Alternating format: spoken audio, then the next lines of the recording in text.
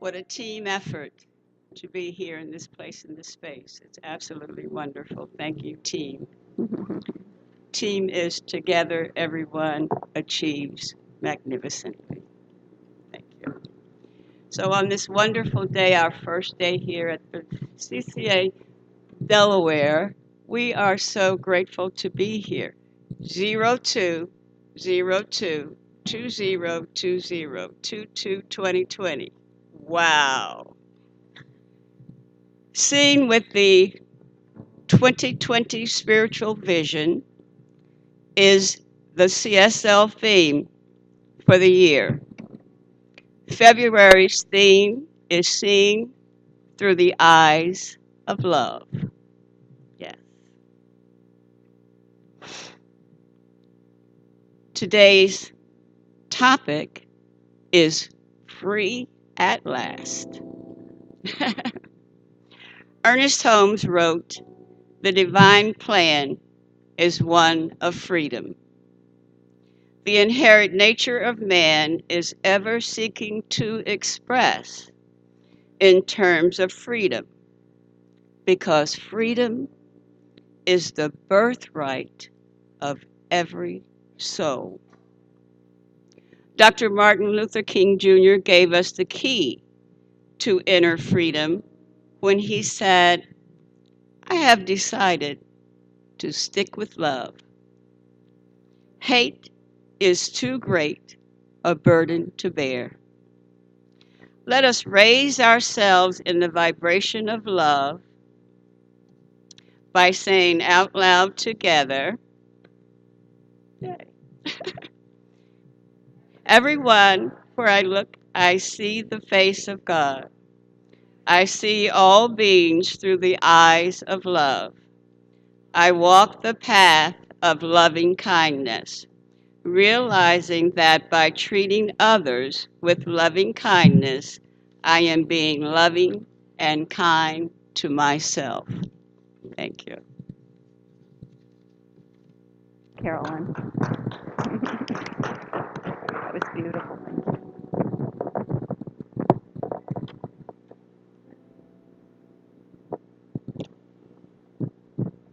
There's a Zen saying that goes like this: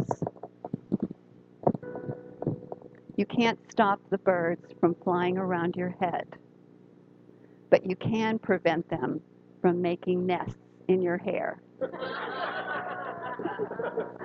I love this because it is a reminder that even though in the collective consciousness of humanity, and even our surface mind, let's call it our conditioned mind, there may be a lot of thought and talk about lack and limitation, about gloom and doom, that we have a choice. We have a choice to allow that to lodge in our consciousness, or we have a choice to counter it with higher truth, to remain optimistic, to look for the good. In other words, to see life through the eyes of love. And when we see life through the eyes of love, we know that our job here, our role here, is to bring that, and that includes optimism, into our everyday lives. And I know it can be a challenge. I realize that when you turn on the TV and you turn on the news and things like that, it can be a challenge. And yet at the same time, I know that we are here as the light bearers on the planet. We are here to bring that higher vision. And the higher vision that we carry as a community, I mean, as all of you know, is to be the presence of love, co-creating heaven on earth, a world that works for everyone. So we're talking about a movement in consciousness, a movement from a belief in separation and fear to a belief in love and unity, oneness, interconnection, the interconnection of all life, seeing through the eyes of love. So maybe one of the things that you're saying is, well, how about what if I already have some of that stuff lodged in my consciousness? I mean, that crossed my mind, some of that negativity, that idea of separation, the fear, the gloom and doom, because it is pretty persistent around us at times. What if and you might say to yourself, well, what if I have trouble forgiving someone? Or what if my mind is filled up with what if I react every time there's a major change in my life, whatever it is? Well, these are two of the things that I'd like to deal with today is how do we move beyond the status quo and into a higher vibration on a regular basis. And the two topics then that I'd like to cover, the 2 points, is how to reach a sense of freedom through forgiveness and a sense of freedom through embracing change, which means going with the flow. And this is so up for us right now, right? So up for us. It reminds me of when Martin Luther King made the declaration, free at last, free at last. Thank God Almighty, we are free at last. He was talking at an even higher level. Yes, social justice was being called for. And yet at the same time, what I know was a deeper thing that was going on is he was helping to implant in consciousness the idea of freedom, of choosing freedom. And we can choose freedom because it's something beyond our conditions. It is a state of mind. It is a state of mind that we can embrace.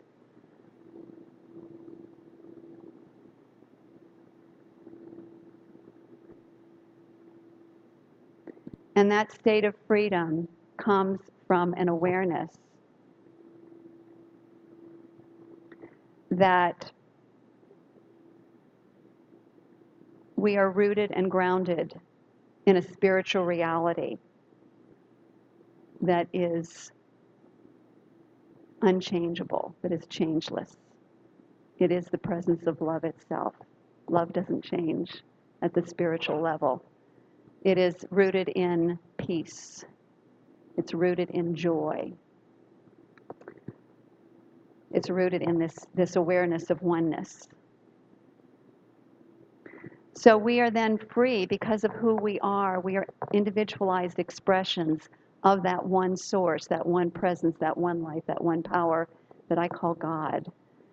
And therefore, we are able to choose the path of love and the path of forgiveness. And it doesn't matter what the circumstances are. This is where optimism comes from, an ability to look beyond the appearance and hold to a higher vision, no matter what. That's what Martin Luther King was talking about, I am sure, when he said, free at last, thank God Almighty, free at last. Claiming it in the moment as the reality. He was also very clear in saying that he had decided to stick with love. He was going to stick with love. He was not going to go with hate because he knew hate was a personal burden that we end up bearing if we continue on that path. And what are the products of hatred? You may be thinking about that right now. It's a very unhealthy body, I'll tell you that. A very unhealthy mind. It affects every relationship. It really gets in the way of our being in the present moment where we are fully available to be who we are in truth. So many of you might know that we are in the midst of what's called the Season for Peace and Nonviolence. It was something that was declared by the United Nations some time ago. It was something that was organized between Reverend Michael Beckwith, the Association for Global New Thought, and Arun Gandhi and Martin Luther King's relatives. I'm sorry, I'm blanking on who they are right now, but it was something that was co-created with the idea of disseminating the principles behind nonviolent social protest. And so it actually runs from January 31st each year through April 4th, which is bordered by anniversary dates for both Martin Luther King and Mahatma Gandhi.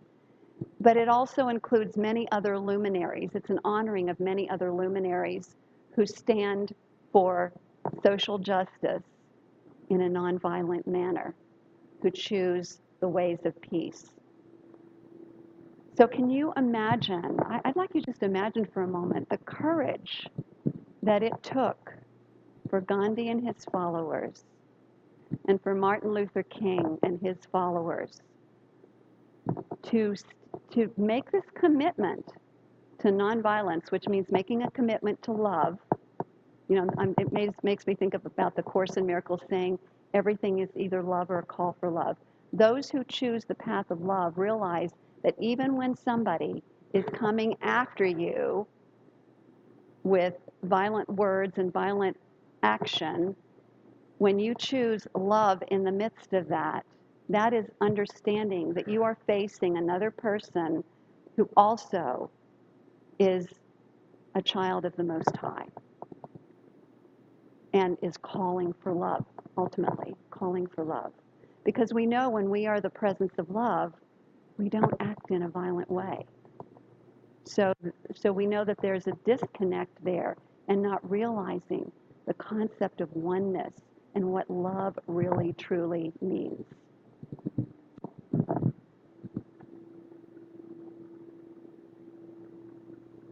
So courage then, this kind of courage then is the true freedom that Martin Luther King was talking about. I am absolutely clear about that. It's a freedom of mind. It's a state of mind and that we can choose because of who we are. Ernest Holmes writes in The Science of Mind, page 331, about how love triumphs over fear and hate. He says, love does not overcome hate and fear by argument or force, but by some subtle power of transformation, transmutation, sublimation, invisible in its essence, but apparent through its act. To me, that speaks so beautifully about the movement of nonviolent action for social justice. It's a subtle transformation that takes place when people are confronted with love, right? Love is amazing. Yeah. I'd also like to talk about freedom by going with the flow. If you read the newsletter this week, I was reflecting about change, the change that we're all undergoing. And Lao Tzu wrote this about change. He said, life is a series of natural and spontaneous changes. Do not resist them. That only creates sorrow. Is this on? Yeah, let's turn that off, please. Can we turn this one off? I know, but this is also on. Okay. Okay. All right, so this is off then. Okay, so this is what he says. I'm going to read it again because it's so powerful. Life is a series of natural and spontaneous changes. Don't resist them. That only creates sorrow. Let reality be reality. Let things flow naturally in whatever way they like. And to which when I read things like that, I think, well, we teach about creating our own reality, right? So how does that work with go with the flow? Isn't that a good question? And so this is what occurred to me as I was going through it, because I do believe in both. Is when conditions that are not serving us arise, it gives birth naturally to a new vision, to new desires, to a higher way of living and life. And so the part where go with the flow comes in is that we have to let go of our attachment to outcome. So yes, we have our dreams and we have our desires. And then we listen deeply for guidance, inspired action, and we take inspired action toward our dreams rather than trying to make it happen. It's a very different thing. Make it happen comes from fear. Oh my gosh, if I don't do something, it's not going to happen. And whereas inspired action comes from listening deeply and saying, oh, okay, this is my next step. It comes from a place of love and connection with the indwelling presence. So I was just thinking, so I reminded myself, do as Lao Tzu. Do as Lao Tzu, go with the flow. So repeat that after me. Do as Lao Tzu, go with the flow. That's our own little mantra. True freedom then comes from an understanding that change is an ongoing part of life, right? Change happens. It just does because of the way creation is designed. Creation is designed to unfold. And our thoughts are in constant motion, our thoughts create. So if we think that things are going to be static and stay the same all the time, we are kidding ourselves. And yet we can participate in creation by directing, by helping our minds stay focused in a direction of good. So one of the ways that we can support that way of going with the flow is through community. And those of us who've been a part of this community for a long time know how powerful community is in terms of helping us to continue to grow, to expand, and to unfold.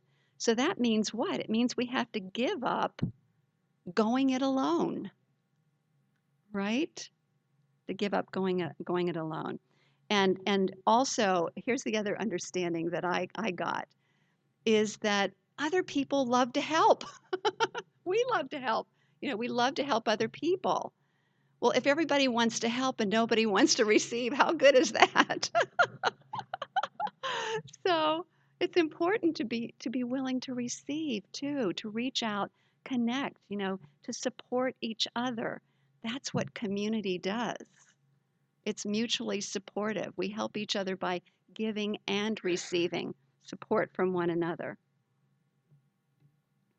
So to receive help, I'm really aware to receive help, we must give up some of our habits of thinking that I'm sure we picked up when we were younger. And one of those habits is to believe that we might be a burden to others. We have to give up that idea because, as I just said, people love to help. And we also have to give up the need to look like we have it all together all the time. Right? Because we all have our moments. And so one of the ways that we serve one another is to give up all of that nonsense and to be there for each other through all of the challenges that we meet throughout our lives.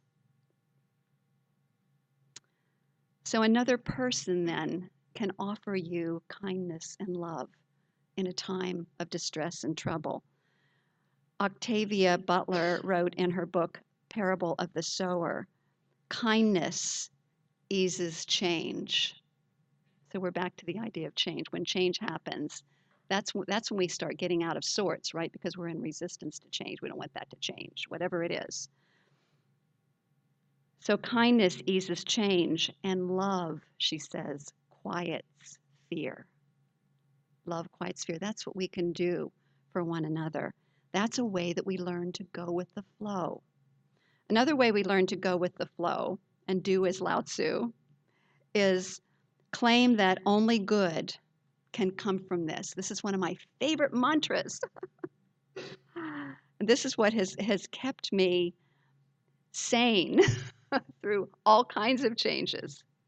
because let's be honest with ourselves.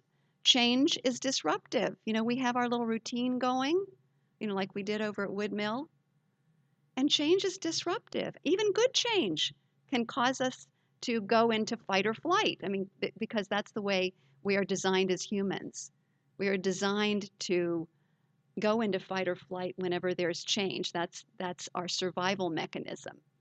It's actually a good thing and helps keep us safe. But then when it's inappropriate for the situation, then it doesn't serve us. And that's where our power of choice comes in. We can choose to see, oh, I see what's going on here. I'm in stress response. I'm in fight or flight response. So I can use these words. I claim only good can come from this. And then we're using the power of creation to turn something that looks like it might be bad into something good. So if you think about what happened just recently, when we heard, I can't walk away from this, darn, when we heard that we were going to have to find a new place. And I remember the first moment that we heard that, oh my gosh, there were zoning issues with a place where we'd been for 7.5 years, and that that we were being asked to find another place. I could feel that fear. Anybody else feel that? Yeah, when we first heard this, like, oh my gosh. And I could feel that fear start to come up. And I remembered to claim only good can come from this. That was my mantra over and over again. What I've noticed that phrase does, that truth saying, is that it moves me from survival mode into thriving mode, right? Into thriving. And so I've used it every step of the way. So we got down to business. We started doing visioning, catching a higher vision of what our next spiritual home would look like, feel like, sound like. And let me tell you, when I collated all of that, and then we shared it with all the leaders who participated, almost every single item, and there were a lot of them that were on that, fit the description of this particular place.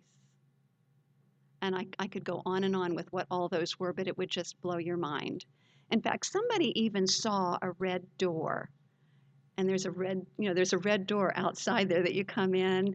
Um, uh, anyway, I could just go on. Water, flowing water close by. Well, there's lots of flowing water close by, right, Paul? A lot of flowing water. The Red Clay Creek. There's a little stream out here. Um, High ceilings. We have our high ceilings. We have our screen that's now easy for people to see in the back row, rather than people having to go like this to see the screen. um, yeah, lots of light coming in. We have lots of windows and lots of light. More room for the band. Yes. Yeah, when we have the band and all the vocalists up there on next week, we have lots of room up there. It's wonderful. We could go on, and room to grow, right? I think this room seats 125 or something like that. So we have room to grow. Only good can come from this. It's a great one to remember. And then I suddenly realized that there was a lot of work to do to move from that other place to here. Oh my gosh. And I remember one day I was kind of walking around surveying all of our stuff and looking in the closets and going, oh my gosh, we have a lot of stuff. And fortunately, Virgie, with her beautiful, I don't know where Virgie is right now, oh, there she is, with her beautiful organizational skills, sat me down and said, okay, now we need to set a timeline of how things unfold. And she made up the flyers to call people into action. And so we had a packing day, and I think there were almost 20 people there. We had a moving day, and there were around 30 people that participated on moving day. It was Thank you, Virgie, because otherwise a few of us might have been doing all that work. So people step up, and that's what is beautiful about community, is that people begin to step up. Um, so only good can come from this is what I used, and I know that that's what started bringing all that forth. Um, Also, when we realized that we had to do some renovations to the room that we were given, only good can come from this. Well, it was just amazing to me how everybody stepped up, bought leaves, contributed to the building fund. I also have an interview with the Hefferland Fund on Monday to get some of our funds back that we've spent for painting, new floor, um, closets, all the different things that have taken place. Because we had to hire some workers too. We couldn't do that all ourselves. Thank you, Tom, for getting us the Divine Perfect painters and the Divine Perfect construction workers to help us with those heavier jobs. So the Hefferland Fund, I want you all to keep that in prayer, that we receive funds from that. That's a fund that is given to members of Centers for Spiritual Living, which is who we are. And so we have an opportunity to receive funds from that too for our move. Only good can come from this. Only good can come from this. And then I think about all of the skills and talents that came through. Jenny's a 30-year experienced kitchen designer. And she said when she first joined, she was wondering how she would ever use her skills to help the community. Well, well, anyway, when you go down into the room down there that we have right now, she helped to design our kitchen. We did repurpose some of our cabinets and stuff from the other place that we had purchased there, but she was able to. And here's another demonstration. Only good can come from this, right, Jenny?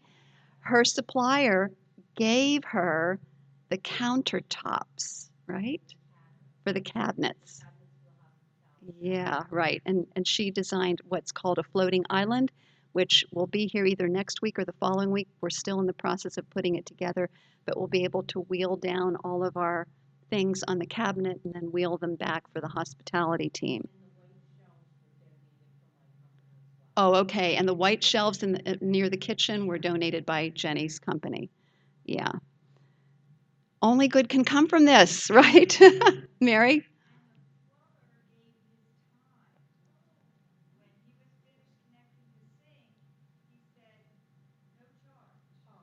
Right. Only good can come from this. And I want to say too that Tom did not take a profit from all of the work that he did to get the workers together and plus he gave his own time as well too. Generosity of heart. So only good can come from this. Lisa. Oh yeah, Dan. Oh my goodness. Dan was spent probably almost 3 weeks from 7 or 8 in the morning until sometimes 10 at night, at least 5 days a week, usually 6 days a week, managing all the projects and handling all the details and putting things together. Only good can.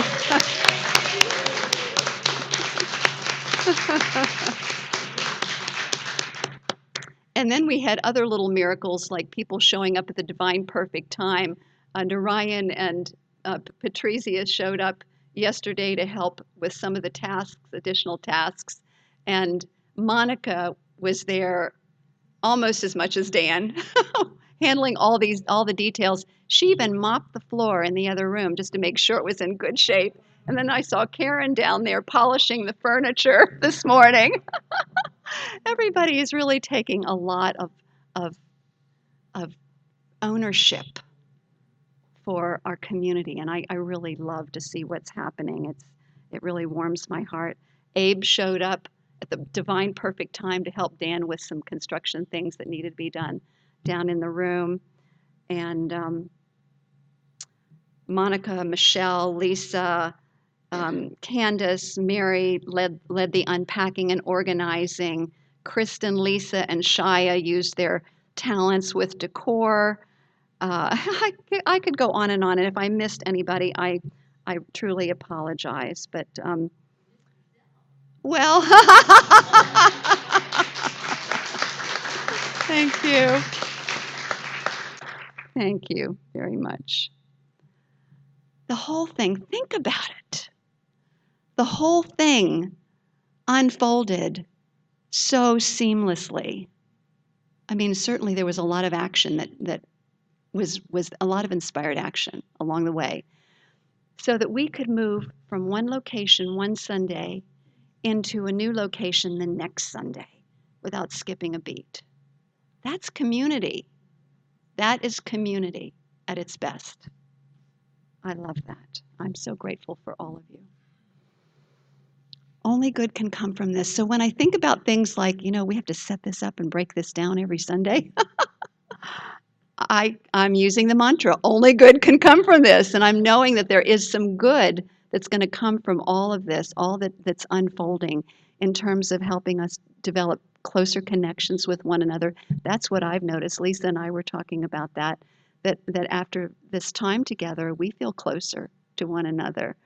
And closer connections as we all work together to co-create spiritual community, to co-create this amazing thing called Center for Spiritual Living Delaware that we're a part of.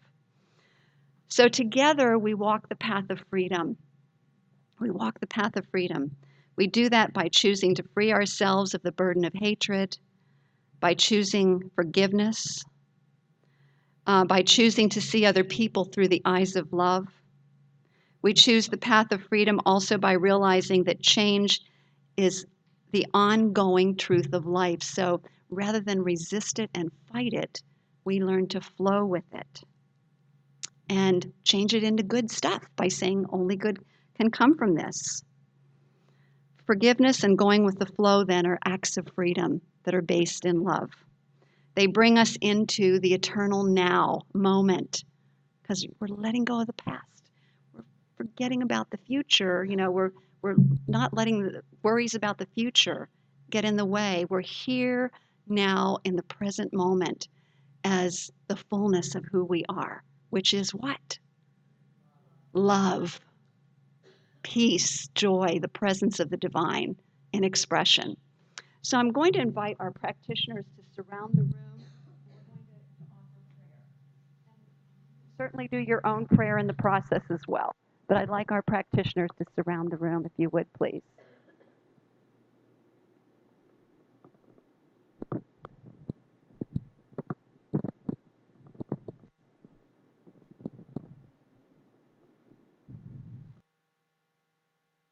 Almighty, we are free at last. And so it is.